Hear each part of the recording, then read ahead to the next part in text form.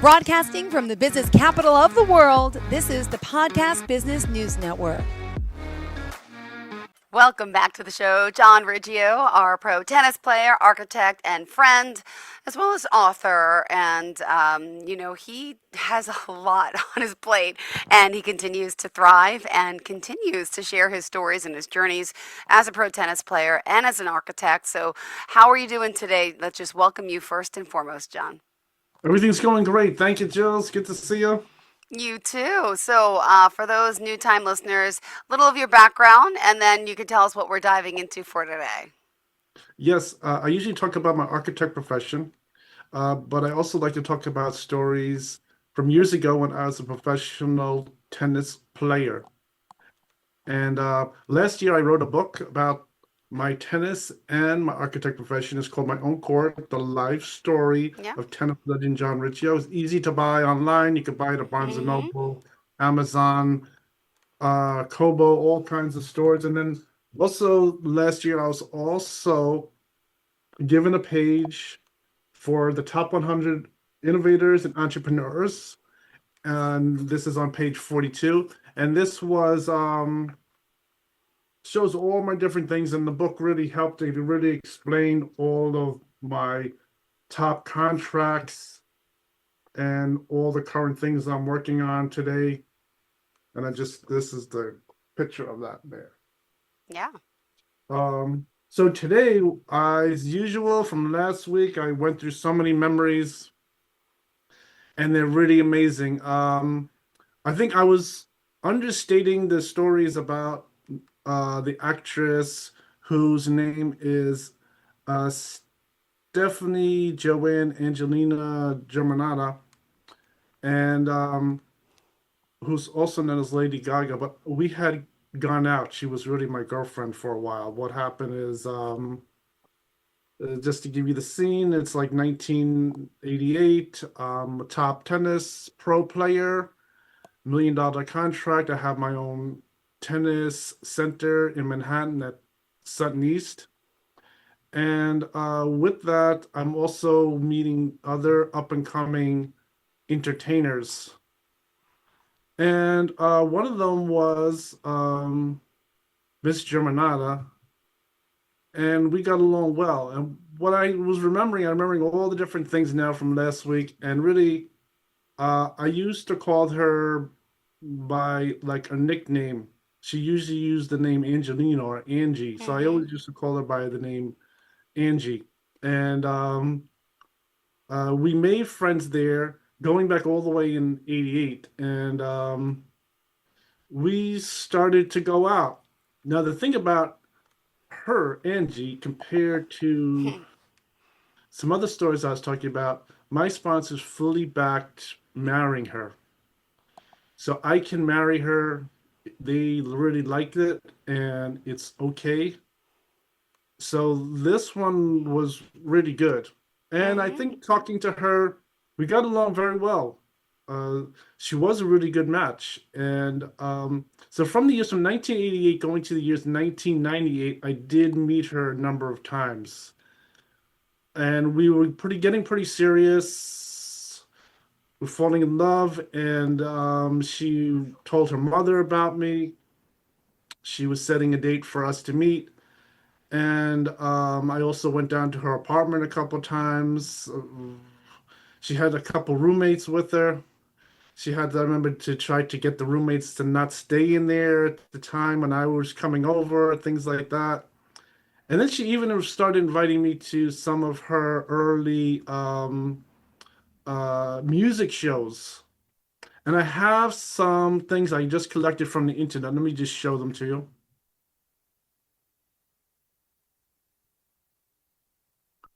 Okay, so this picture here, you see her on the top left.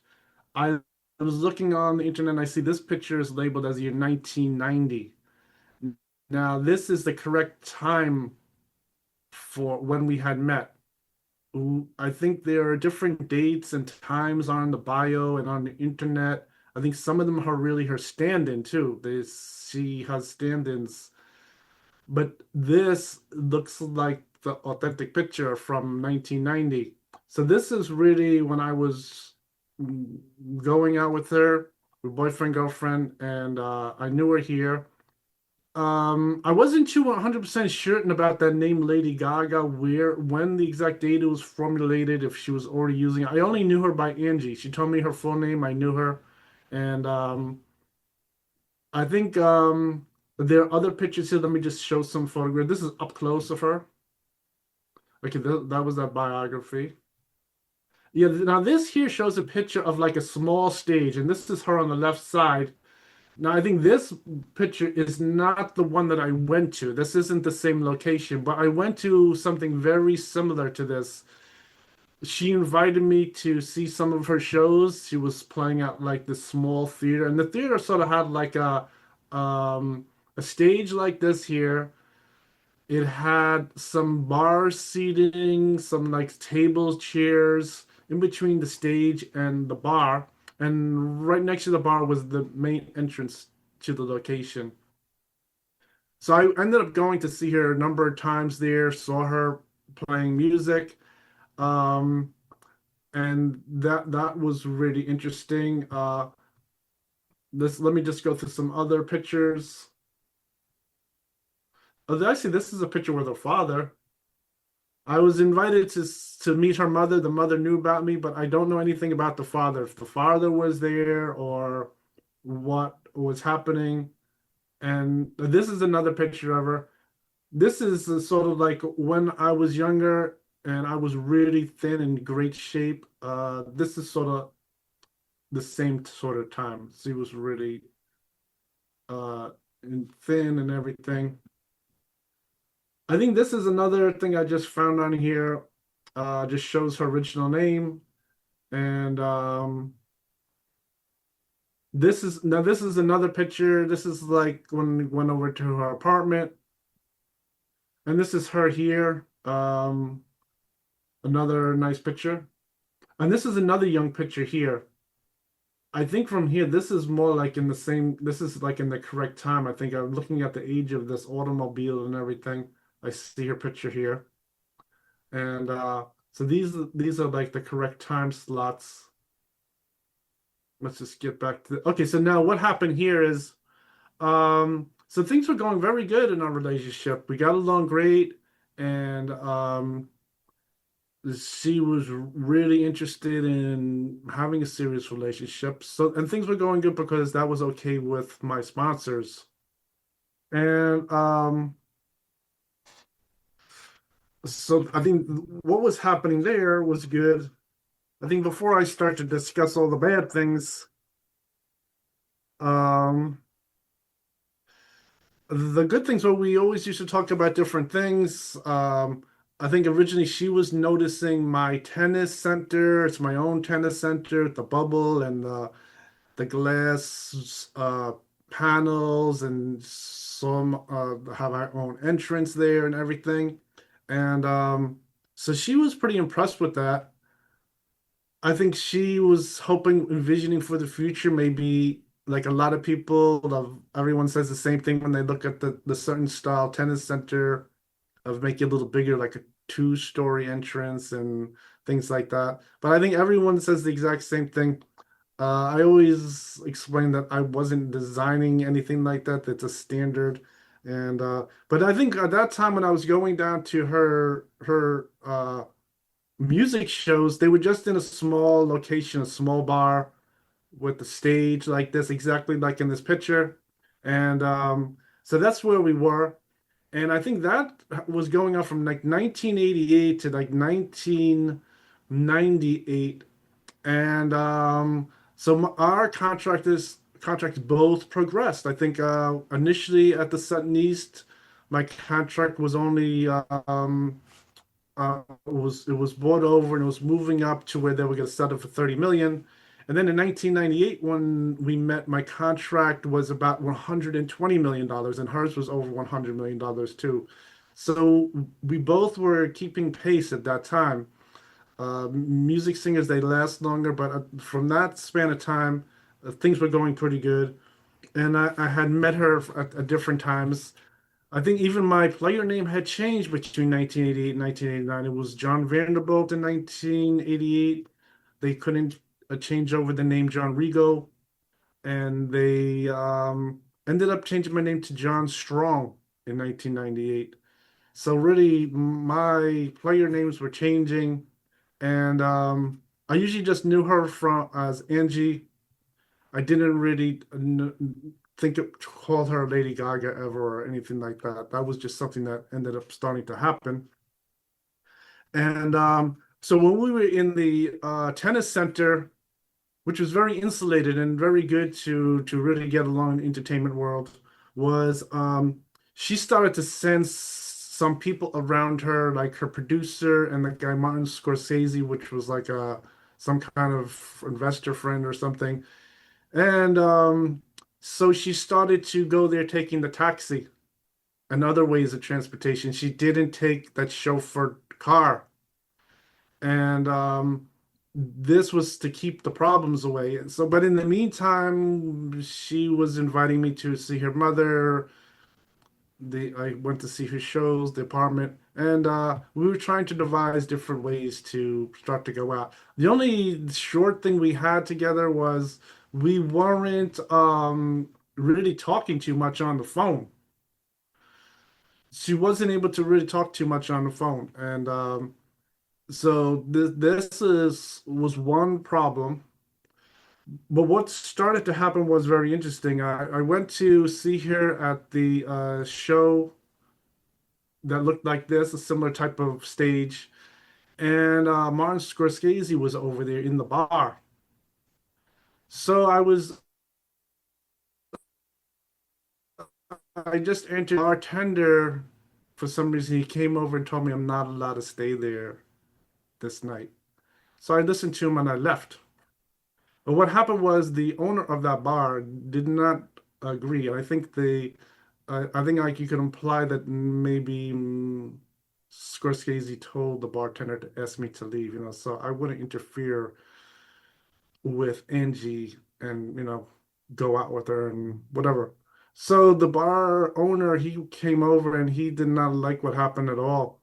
He went over there, he really did something to Scorsese, took him and threw him out of the bar right onto the sidewalk and made him leave, not allowed to come back.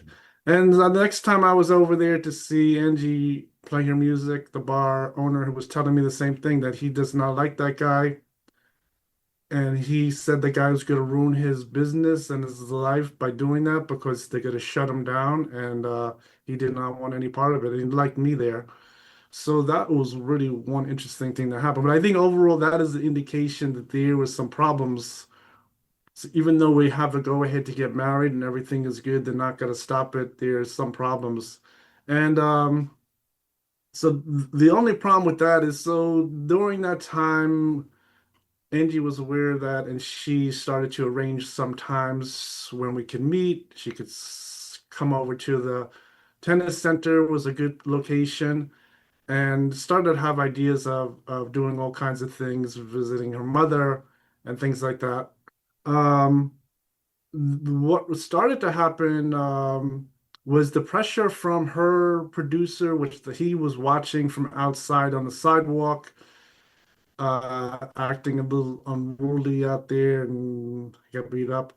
He is another guy who was putting pressure on. I think unfortunately the pressure they put on her, which I thought was a little sick, was might have been illegal. They were giving her like ultimatum that if she doesn't stop doing things with me, they're gonna stop her support for her career with, playing at bars and things like that. And then she in turn might not have any future in music. And so that is really one problem. This is really a sad thing. And I think also what happened, she really at some point when the pressure started building up, she was saying that she's probably gonna have to stop coming over to see me. It was too much for her. She was crying really horrible. She started to faint over this whole thing, and this really was not good. But she was becoming a really excellent girlfriend, and we were going out. It was pretty good. So I knew her. She's just like a everyday, ordinary person, and she has great abilities, of course. And then this is so what happened there is at that point between 1988 and 1998, I met her a number of times, and we had that whole run at going out together, of course. But what happened is in 1998, Leona Helmsley really wanted to make a push at getting me married, which was really nice. And she brought Angie back on the scene. So we had like a short list, and she did come back. What happened with her is that this revival with me and Angie were good. I think me and her, um, we start to talk again and everything like that. And I think the problem, of course, we're going to start to build up again. Now, one interesting thing is she had this chauffeured um, limousine, the chauffeured car. Now, with the pressure building up from these people, from her producer and Martin Scorsese, my sponsor there in 1998 started to feel threatened. And they also start to say, okay, looks like we're going to have to stop this thing of you getting married to Angie. And they were going to make a statement blaming me, that it's my fault. I did something wrong. I and which wasn't really good. I was completely innocent of this whole story with getting married, and it just turned out that it was working very good between me and her. She really liked this idea.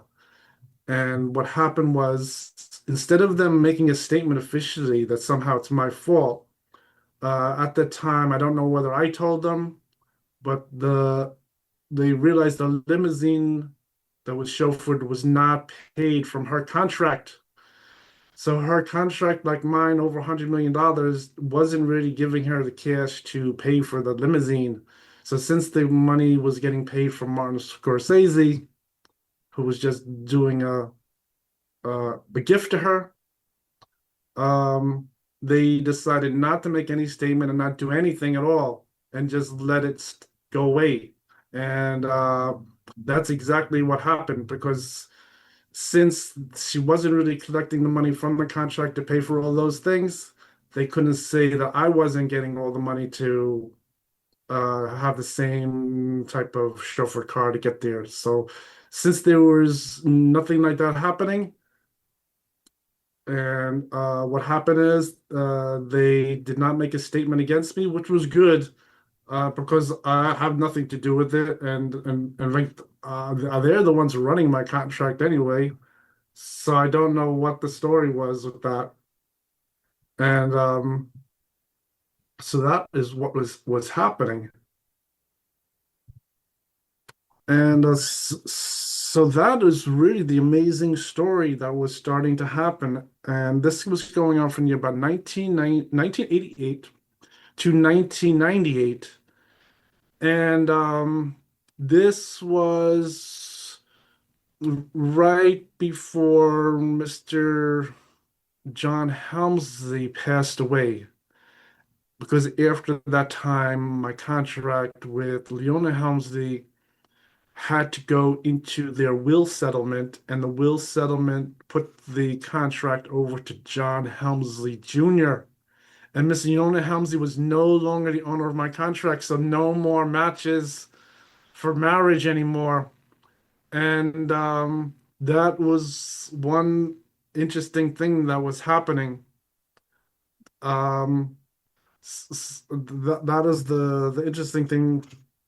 Uh, I think one interesting thing was going on is so from 1998, I didn't really get to see Angie anymore, which was pretty sad. I think she is another one that we had at that point. It was really just people around her that were telling her that she's not allowed to go out with me, but it wasn't done officially through the contract.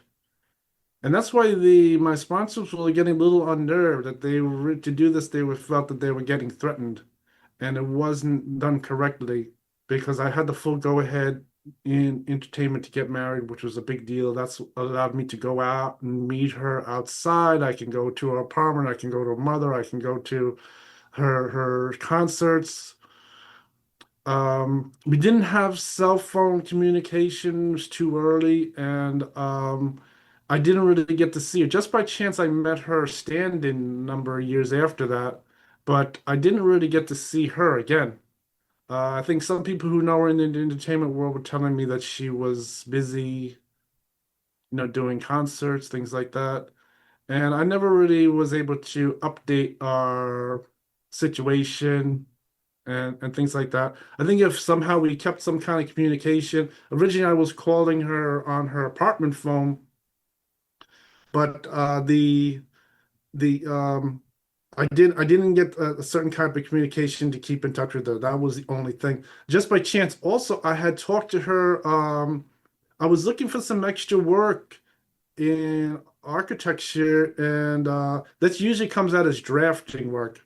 So I was looking through some advertisements in, like, I think it was like the New York Times, and I saw this advertisement that an interior designer needs some drafting help.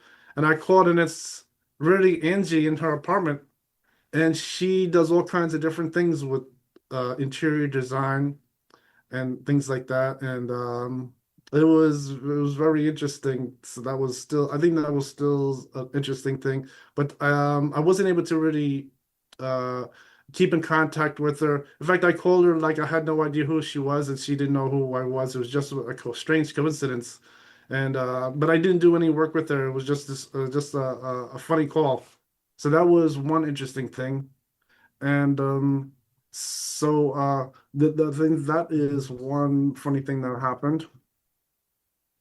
I think as far as the scene at the um a tennis center was so Angie was going there, and she did meet some of the other entertainers that were there. Uh she interacted even with Liz, which I had talked about on previous shows. She saw her there, and but I think overall, given that whole group of people, um, the idea of me marrying her were pretty good, and that's why in 1998 they sort of were making a final match, and they thought that Angie, who everyone knows as Lady Gaga later on, was a very good match for me, and it was going good, but she had too much pressure. And unfortunately, one thing about it, I was saying just early in this podcast, is that she felt a lot of sadness, really crying, fainting. She was saying that ruining her youth, and I did agree. They were really acting a little sick, in my opinion, a little bit greedy, that they had to grab things, and they also were restricting her. They started to restrict her, saying that she's not allowed to go and come and talk to me when we both have all the backing to do it as far as the contract and entertainment is concerned. So that was something that was a little sad. Like they're starting to do something wrong to her. And this is another thing where they just sort of want to stop it. They want to stop it. They weren't sure what we were even doing together. We were screwing. So I don't know. They didn't know what was happening. They were, but I think them getting involved with stopping us, and they officially, I think some of the people around, they weren't officially doing anything. They were just doing something like as far as entertainment. And it did put amazing amount of stress on her. She was very unhappy about it, crying a lot about it. She did not like this. She wanted to continue our relationship. She had all ideas of doing things with her own family, bringing me there, and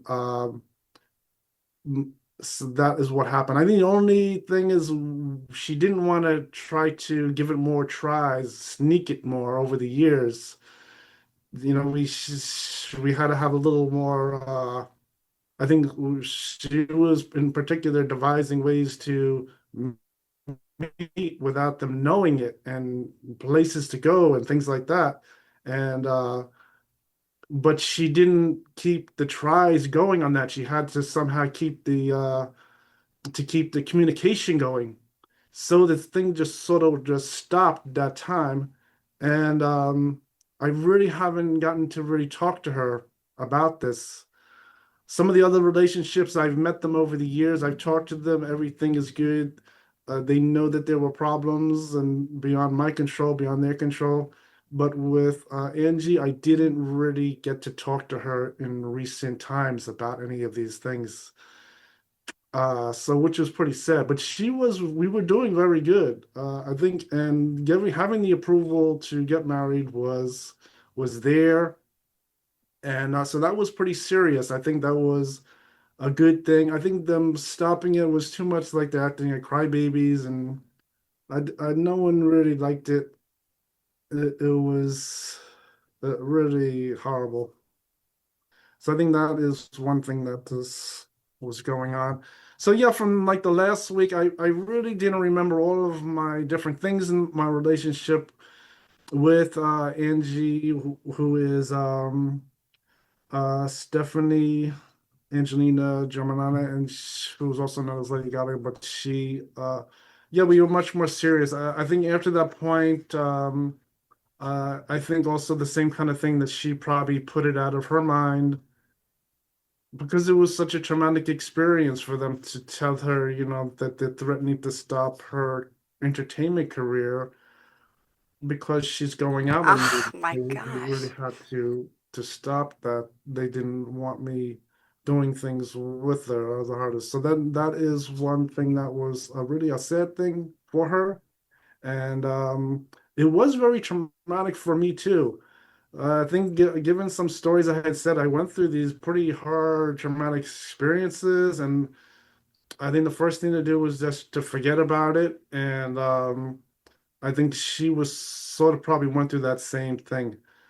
And that is really a really interesting thing. But I think this was another thing which was sort of a little sad. And uh, with her in particular, we couldn't really patch up anything where we could somehow connect later. I have no idea what she was doing after that, particularly after 1998. I don't know what she was doing, where she is. I don't have her phone number. I have no idea what her story is, Well, and I'm sure she'll I remember hope you. everything is okay. Yeah, sure, of course. Probably take a few minutes, but she was pretty serious, and she was telling her family about me already. She was really happy about it, and we had all the backing to move ahead.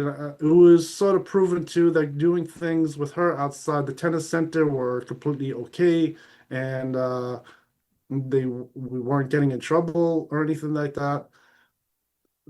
So that was one interesting thing that was happening. Well, we'll end it on that. Another amazing story, and love hearing more details about Lady Gaga, Angelina, Stephanie, aka so many names. But thank you for sharing this. And how can we reach out to you personally? Yes, of course, you can just go to my webpage. It's www.johnreggio.com. You could go over to my other social media I have. Social media on X, I have Facebook, which is on John Riggio Pro Tennis Player. And you can see pictures. I have contact information on there. And I hope you'll really enjoy it. Sure do. Well, thank you so much. Appreciate you. Pleasure having you. And to all of our listeners, stay tuned. We'll be back with more. And thank you again to our professional of the year, John Riggio. Thank you. You're welcome. Bye.